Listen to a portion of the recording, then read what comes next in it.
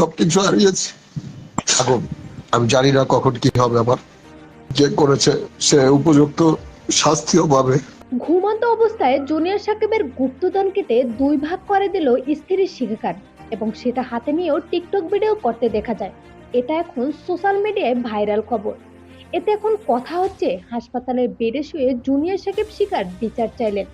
Facebook টিকটকে সাকিব খানের কণ্ঠ নকল করে বেশ আলোচনায় ছিলেন জুনিয়র সাকিব।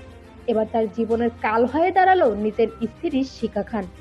ঘুমন্ত অবস্থায় জুনিয়র সাকিবের গোপন অঙ্গ কেটে দিল শিখা। বর্তমানে চিকিৎসাধীন অবস্থায় রয়েছে সাকিব। জানা যায় কাটা অংশ প্লাস্টিক সার্জারি করা হয়েছে। অন্যদিকে বিভিন্ন গণমাধ্যমে শিখার বিচার চেয়ে জুনিয়র সাকিব বলেন, শিখার কঠিনতম বিচার হওয়া দরকার আর যাতে এমন কেউ কারোর সাথে না করে। এর ভিতরে দেখা যায় শিখাকে পুলিশ আটক করে নিয়ে গেছে। এখন শিখার কি বিচার হয় সেটা দেখার পালা।